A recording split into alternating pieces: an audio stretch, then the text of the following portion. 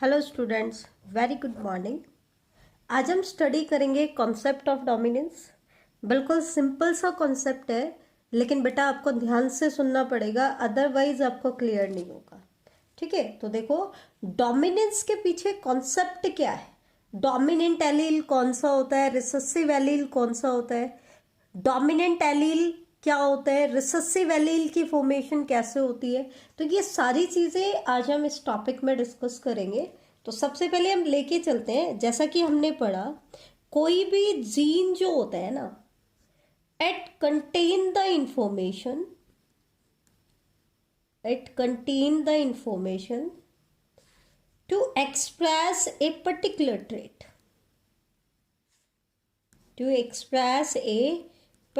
Trait, जैसे कि हमें पता है कोई भी ट्रेट को एक्सप्रेस करने के लिए जो भी इंफॉर्मेशन हमें चाहिए वो इंफॉर्मेशन किसके पास होती है, जीन के पास होती है। ठीक है, लेकिन अगर हम बात करें किसी डिप्लॉयड ऑर्गेनिज्म की, तो हमने पहले भी कहा कि एक डिप्लॉयड ऑर्गेनिज्म में there are 2 copies of a gene.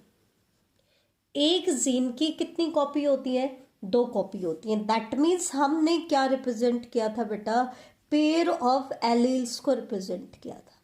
जैसे कि हमने डिस्कस किया पी प्लांट में, पाइजम सताइवम में, मैंने कहा था ये डिप्लॉयड ऑर्गेनिज्म है, इसका 2n कंटेंट है 14, तो हैप्लॉयड कंटेंट कितना बताया था, 7। अब डिप्लॉयड ऑर्गेनिज्म था, तो किसी भी ट्रेट को रिप्रेजेंट करने के लिए हमने क्या यूज किया बेटा, एक पेयर ऑफ एलील को यूज किया। तो हम बात करें एक डिप्लॉयड ऑर्गेनिज्म की, तो एक डिप्लॉयड ऑर्गेनिज्म में इस जीन की 2 कॉपी प्रेजेंट होती है। अब ऐसा तो कोई कंपल्शन नहीं है कि 2 कॉपी हमेशा ही सेम हो। ठीक है, that means the 2 alleles need not be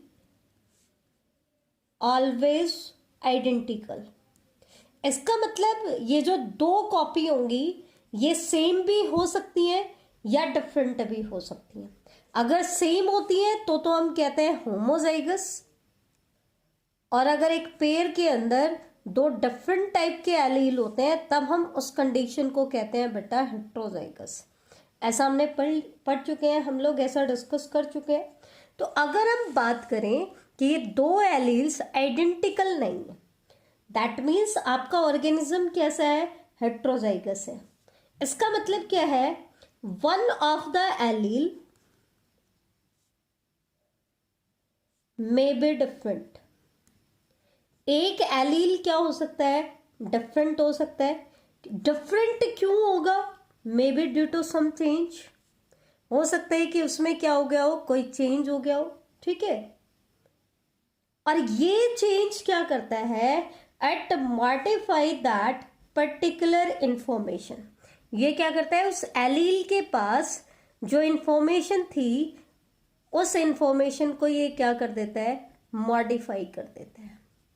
तो मैं एक बार दोबारा रिपीट कर देती हूँ, मैंने क्या बोला है, हम बात कर रहे हैं एक हेट्रोजाइगस ऑर्गेनिज्म की।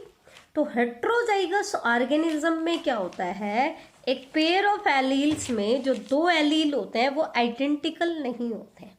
क्योंकि मैंने कहा कि जब एक डिप्लॉयड ऑर्गेनिज्म होगा तो एक ही जीन की 2 कॉपी होंगी, और 2 कॉपी होंगी तो जरूरी नहीं है कि वो हमेशा आइडेंटिकल हो। आइडेंटिकल हो भी सकती है और नहीं भी। और अगर वो आइडेंटिकल नहीं है तो इसका मतलब क्या है कि दोनों एलील डिफरेंट है, एक एलील चेंज हो गया है, मॉडिफाई हो गया, तो दोनों एलील क्या हो गए, अलग अलग हो गए। अब ये डिफरेंस किस वजह से आया, हो सकता है उसमें कोई चेंज आ गया हो। ठीक है, चेंज किस वजह से आया, म्यूटेशन की वजह से, और इस चेंज की वजह से इसके एलील के पास जो इंफॉर्मेशन थी वो क्या हो गई है, मॉडिफाई हो गई है।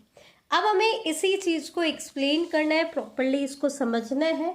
तो एक्सप्लेनेशन देने के लिए हम यूज करते हैं एक एग्जाम्पल को। मान लो हम एक ऐसे जीन की बात कर रहे हैं जिसके अंदर एक तो था नॉर्मल एलील, जो उसमें नॉर्मली प्रेजेंट था। नॉर्मल एलील को हम अनमॉडिफाइड एलील या फिर वाइल्ड एलील भी बोलते हैं। नॉर्मल एलील को हम क्या बोलेंगे बेटा, अनमॉडिफाइड एलील या वाइल्ड एलील। जबकि दूसरी तरफ जो कुछ चेंज से बना है उस एलील को हम बोलेंगे मॉडिफाइड एलील,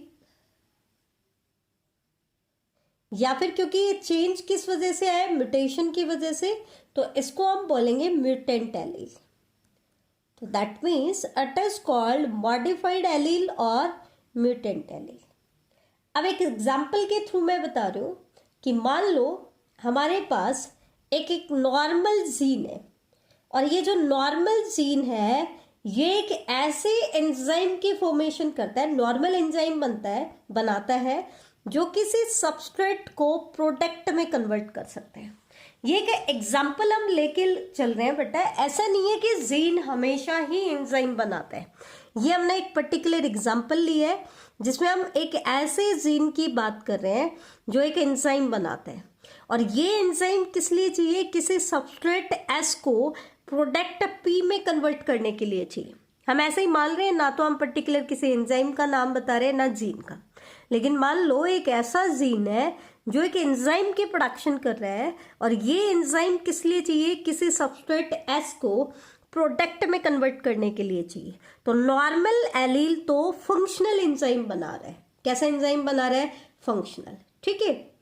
अब इस एलील में मॉडिफिकेशन हो गया, क्या हो गया, मॉडिफिकेशन हो गया। तो मॉडिफिकेशन होने के बाद क्या हुआ, तीन कंडीशन हमारे सामने, तीनों में से कोई भी कंडीशन आ सकती है। पहली कंडीशन क्या है कि production of normal but less efficient enzyme, कि मॉडिफिकेशन के बाद भी वो नॉर्मल एंजाइम बना रहा है। क्या बना रहा है, नॉर्मल एंजाइम। मॉडिफिकेशन हुआ है लेकिन उसके बाद भी नॉर्मल एंजाइम बना रहा है, या हो सकता है एंजाइम तो नॉर्मल है लेकिन वो ओरिजिनल एंजाइम के कंपैरिजन में लेस एफिशिएंट है, ठीक है। इस तरीके की मॉडिफिकेशन मोस्ट कॉमनली हमें देखने को मिलती है। मतलब मॉडिफिकेशन के बाद भी ज्यादातर जो म्यूटेशंस होती हैं वो सेम वही रिजल्ट प्रोड्यूस करती है जो पहले आता है। दैट मीन्स फिनोटाइपिक एक्सप्रेशन में ज्यादा चेंज नहीं आता है। हो सकता है कि उसकी एफिशिएंसी कम हो जाए लेकिन प्रोडक्ट हमारा यहाँ पर भी वही बन रहा है। तो ये more common type of modification है। सेकंड क्या हो सकता है कि वो एंजाइम तो बना रहा है, एंजाइम की प्रोडक्शन कर रहा है, लेकिन ये एंजाइम नॉन फंक्शनल है। पहले केस में तो वो एंजाइम बना रहा था और फंक्शनल एंजाइम बना रहा था, या हो सकता है एंजाइम फंक्शनल तो है तो हो सकता है उसकी एफिशिएंसी कम हो। सेकंड केस में हमने क्या कहा कि उसने एंजाइम तो बनाया लेकिन वो एंजाइम कैसा है, नॉन फंक्शनल है। और तीसरी कंडीशन क्या है कि म्यूटेशन के बाद उसने एंजाइम की ही फॉर्मेशन नहीं की, नो एंजाइम एट ऑल, कोई एंजाइम बना ही नहीं। अब हमें देखना है कि इस केस में किस केस में म्यूटेशन से आपको मॉडिफाइड एलील की फॉर्मेशन हुई है। तो एक एक करके हम तीनों का रिजल्ट देखेंगे। आपको ध्यान रखना है फर्स्ट केस में सेम फंक्शनल एंजाइम बन रहा था लेकिन एंजाइम लेस एफिशिएंट था। सेकंड केस में एंजाइम बन रहा है लेकिन वो नॉन फंक्शनल है। और थर्ड केस में कोई एंजाइम की फॉर्मेशन नहीं हो रही है। तो एक एक करके हम बात करेंगे। सबसे पहले हम बात करते हैं result in first case of modified allele. First case की बात कर रहे हैं। फर्स्ट केस मतलब आपका एंजाइम तो बन रहा है लेकिन वो नॉर्मल है। कैसा है, नॉर्मल है और फंक्शनल है, मे बी वो लेस एफिशिएंट हो। तो यहां पर तो क्या है, मॉडिफिकेशन के बाद भी आपका सेम वही रिजल्ट आ रहा है। इसका मतलब modified allele is equivalent to unmodified allele. Modified जो एलील होगा वो किसके इक्विवेलेंट होगा, अनमॉडिफाइड एलील के। क्यों, क्योंकि अनमॉडिफाइड एलील भी एंजाइम बना रहा था फंक्शनल, और मॉडिफिकेशन के बाद भी वो एलील क्या कर रहा है, वही एंजाइम बना रहा है जो कि फंक्शनल बना रहा है। इसका मतलब दोनों ही केसेस में मॉडिफिकेशन के बाद भी वो सेम फिनोटाइप प्रोड्यूस कर रहा है। दैट मीन्स वो उस एंजाइम की प्रोडक्शन कर रहा है जो उस सबस्ट्रेट को किस में कन्वर्ट कर सकता है, प्रोडक्ट में। ठीक है, तो ऐसी मॉडिफिकेशंस या ऐसे इक्विवेलेंट पेयर्स जो होते हैं वो बहुत कॉमन होते हैं। अब हम बात करते हैं सेकंड और थर्ड केस की, क्योंकि सेकंड एंड थर्ड केस में रिजल्ट्स वैसे नहीं है जैसे कि अनमॉडिफाइड एलील में थे। सेकंड एंड थर्ड केस में क्या आता है, फिनोटाइप अफेक्ट हो सकता है, phenotype may be affected. Phenotype क्या हो सकता है, अफेक्ट हो सकता है। वो डिपेंड करता है आपके मॉडिफाइड एलील पे। तो ध्यान रखना, यहां पर जो फिनोटाइप आएगा वो किसके ऊपर डिपेंड करेगा, ऑन द अनमॉडिफाइड एलील। ऐसा क्यों? अब मैं आपको एग्जाम्पल, इसी एग्जाम्पल के थ्रू आपको एक्सप्लेन करने की कोशिश करूंगी। ध्यान से देखना, ये था हमारा नॉर्मल एलील और इसके अंदर दूसरे एलील में मॉडिफिकेशन होगी। पहले तो हमारा होमोजाइगस पेयर था, लेकिन एक एलील ने मॉडिफिकेशन कर ली। अब मॉडिफिकेशन के क्या बाद क्या हुआ बेटा, ये एलील अभी भी एंजाइम को प्रोड्यूस कर रहा है जो सबस्ट्रेट को किस में कन्वर्ट कर सकता है, प्रोडक्ट में। लेकिन ये वाला जो एलील है सेकेंड और थर्ड केस की अगर हम बात करें तो या तो ये नॉन फंक्शनल एंजाइम बना रहा है या फिर ये एंजाइम बना ही नहीं रहा है। अब हम बात करते हैं पेयर ऑफ एलील की। अब ये तो कुछ कर ही नहीं रहा, या तो नॉन फंक्शनल एंजाइम बना रहा है या एंजाइम बना ही नहीं रहा। तो इस पेयर ऑफ एलील का एक्सप्रेशन किसके ऊपर डिपेंड करता है, अनमॉडिफाइड एलील पे। किसके ऊपर डिपेंड करता है, अनमॉडिफाइड एलील पे। तो ध्यान देना, अगर किसी मॉडिफाइड एलील का, अगर किसी एलील में मॉडिफिकेशन हो जाता है तो उसकी मॉडिफिकेशन के बाद अगर उस पेयर ऑफ एलील का एक्सप्रेशन अनमॉडिफाइड एलील के ऊपर डिपेंड करे तो उस केस में ये मॉडिफाइड एलील क्या कहलाएगा, रिसेसिव। क्यों? क्योंकि यहां पर मॉडिफाइड एलील तो अपना एक्सप्रेशन दे ही नहीं रहा। अब ये अपना एक्सप्रेशन नहीं दे रहा तो इसका एक्सप्रेशन आएगा ही नहीं। हमारे पास हेट्रोजाइगस पेयर है और हेट्रोजाइगस पेयर में जिस एलील का एक्सप्रेशन दिखाई नहीं देता है वो एलील क्या कहलाता है, रिसेसिव। हमने ऐसा ही पढ़ा था। यहां पर जो इस पेयर का एक्सप्रेशन होगा वो किसके ऊपर डिपेंड कर रहा है, अनमॉडिफाइड एलील पे। क्यों? क्योंकि वो एलील क्या है, डोमिनेंट है। और इस केस में ये मॉडिफाइड एलील क्या है, रिसेसिव एलील है। क्या है बेटा, रिसेसिव एलील। तो हमने क्या कहा था, रिसेसिव एलील वो एलील होगा जो हेट्रोजाइगस कंडीशन में अपने आप को एक्सप्रेस नहीं कर पाता है। तो यहां पर भी हम वही बात कर रहे हैं, सेकंड और थर्ड मॉडिफिकेशन अगर हो जाती है तो इस पेयर ऑफ एलील का जो एक्सप्रेशन होगा वो किसके ऊपर डिपेंड कर रहा है, अनमॉडिफाइड एलील पे, कि वो एंजाइम बना करके सबस्ट्रेट को किस में कन्वर्ट कर सकता है, प्रोडक्ट में। ये तो या तो नॉन फंक्शनल एंजाइम बनाएगा या एंजाइम बनाएगा ही नहीं। तो इसलिए सारा का सारा रिजल्ट किसके ऊपर डिपेंड करता है, अनमॉडिफाइड एलील पे। तो इसका मतलब इस केस में अनमॉडिफाइड एलील क्या है, डोमिनेंट, और ये मॉडिफाइड एलील क्या है, रिसेसिव। ठीक है, तो यहां से हम डेफिनेशन निकाल लेंगे कि डोमिनेंट एलील क्या होता है और रिसेसिव एलील क्या होता है। डोमिनेंट एलील इस केस में हमने किसको बोला है, अनमॉडिफाइड एलील को। किसको बोला है, अनमॉडिफाइड एलील को, या फिर उसको हम बोलते हैं वाइल्ड एलील। अनमॉडिफाइड एलील या वाइल्ड एलील। और सेकंड एंड थर्ड केस में जो आपका म्यूटेंट है, मॉडिफाइड एलील है, उसको हम बोलेंगे रिसेसिव। मॉडिफाइड एलील या म्यूटेंट एलील, इसी को हम क्या कह रहे हैं बेटा, रिसेसिव एलील कह रहे हैं।